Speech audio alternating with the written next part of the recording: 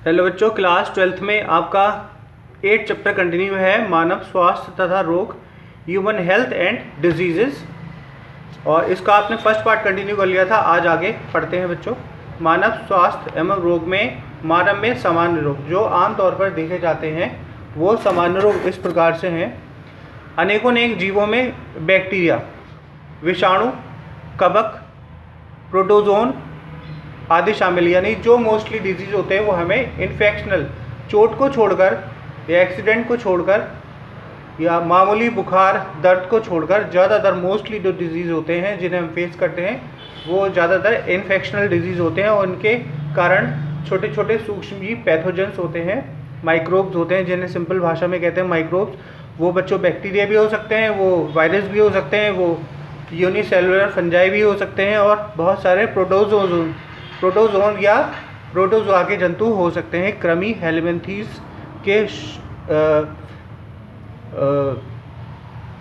सूक्ष्मजीव हो सकते हैं, मनुष्य में रोग पैदा करते हैं। ऐसे रोगजनक जीवाणु को रोगजनक पैथोजेंस कहते हैं। इसलिए अधिकांश परजीवी पैरासाइट रोगजनक हैं और ये परजीवी होस्ट के अंदर उसके ऊपर रहकर उसे क्षति पहुंचाते रहते हैं। यानी एक साथ बड़ी मात्रा में या बड़ी क्षमता में वो रोग नहीं फैलाते, धीरे धीरे संक्रमित करते हैं और धीरे धीरे उस रोग को बढ़ाते हैं, क्योंकि वो उस शरीर पर अपने होस्ट पर पनप रहे होते हैं, अपने जीवन लीला पूरी कर रहे होते हैं और धीरे धीरे अपने संक्रमण को बढ़ाते हैं और उसका बड़ा नुकसान करते हैं धीरे धीरे करके।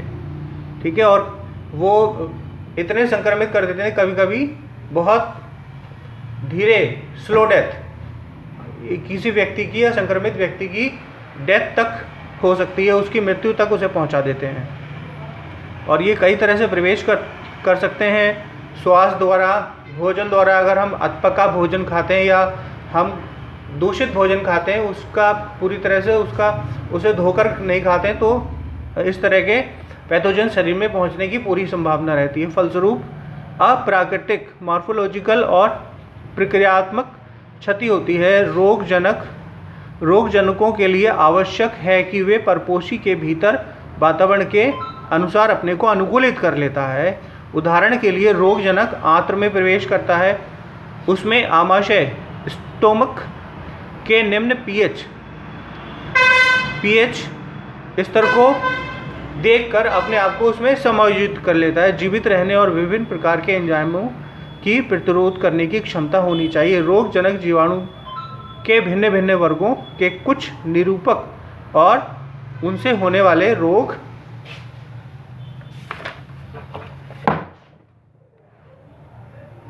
के बारे में हमें चर्चा करनी है। उन लोगों के प्रति या उन रोगों के प्रति जो नियंत्रक उपायों के बारे में भी वर्णन करके हमें बताएंगे।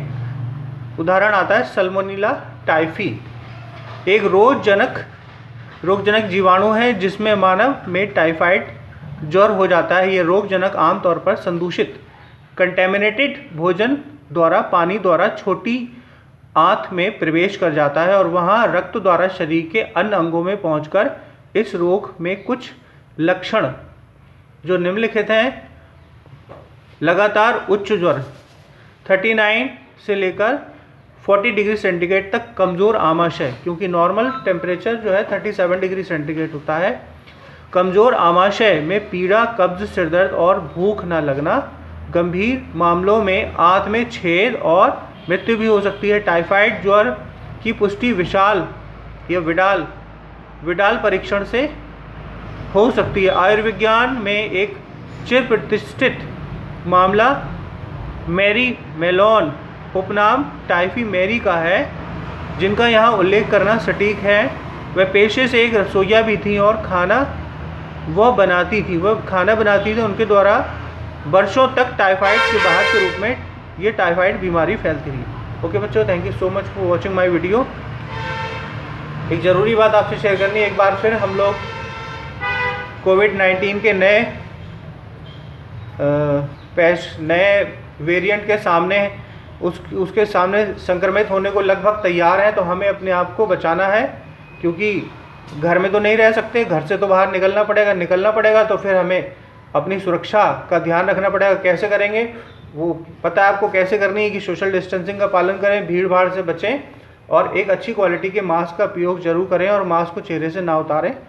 समय समय पर हाथों को धोते रहें और इन्हीं सब बातों का पालन करके हम कोरोना से बच सकते हैं। व्यक्तिगत स्वच्छता का भी ध्यान रखें। ओके बच्चों, thank you so much for watching my video.